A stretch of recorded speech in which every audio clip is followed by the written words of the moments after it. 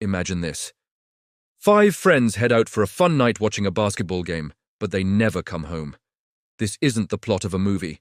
It's the real, chilling story of the Yuba County Five. In February 1978, Bill Sterling, Jack Huett, Ted Weiher, Gary Mathias, and Jack Madruga vanished into the cold California night. What happened to them remains one of America's most haunting unsolved mysteries. The 5 men, all with mild intellectual disabilities or psychiatric conditions, were inseparable. They lived with their families in Yuba County and shared a deep love for basketball.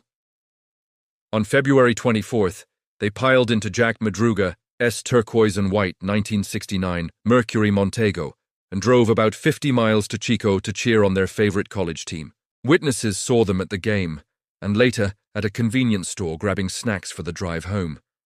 After that, they simply disappeared. The alarm was raised the next day when they didn't return. Their families were frantic. The men were responsible and always checked in.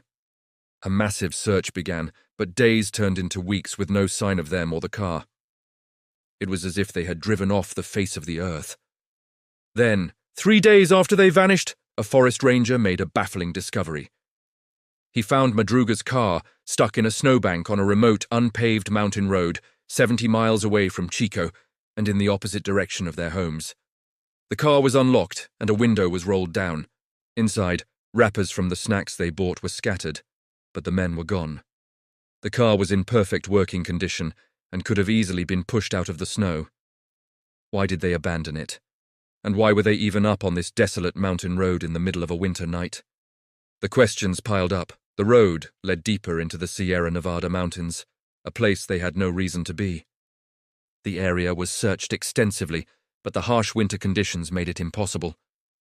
The search was called off, and the families were left to wait and wonder through a long, agonizing winter. 4 months later, in early June, as the snow began to melt, the case took a grim turn. A group of motorcyclists stumbled upon a Forest Service trailer nearly 20 miles from where the car was found. Inside, they found the body of Ted Weiher. He was wrapped in 8 sheets, as if someone had tried to keep him warm. He had starved to death, despite there being plenty of canned food in the trailer. Bizarrely, his shoes were missing, and he was found with Gary Mathias's sneakers on his feet. An autopsy revealed he had survived for possibly up to 13 weeks after the men disappeared. This discovery reignited the search. Soon after, the remains of Bill Sterling and Jack Madruga were found about 11 miles from the car.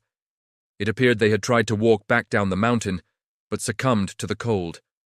A few days later, Jack Huett's bones were discovered nearby. But what about the 5th man, Gary Mathias? His body was never found. Only his sneakers, which were on Ted Weiher's feet, were recovered. Mathias had a history of schizophrenia, but his family said he was stable on his medication. Did he lead the group up the mountain for some unknown reason? Did he survive and start a new life? Or did he meet a different fate in the wilderness? The mystery deepens when you consider the evidence. Why didn't they just push the car out of the snow? Why did Ted Weiher starve when food was available? And who wrapped him in the sheets? The most popular theory is that they were frightened by someone or something on the main road and took a wrong turn up the mountain trying to escape. Some people even reported seeing a strange car or hearing whistles that night. Another theory points to Gary Mathias, suggesting a possible psychotic episode led them astray. But with no definitive evidence, it's all just speculation. To this day, the Yuba County 5 case is a haunting puzzle with too many missing pieces. 5 friends went out for a night of fun and ended up in a fight for their lives in the wilderness, a fight they ultimately lost. What truly happened on that mountain road in 1978 may forever be lost to the snow and the silence. What do you think happened to them? Let me know your theories in the comments below. Thanks for watching, and if you're interested in more mysterious stories, make sure to subscribe.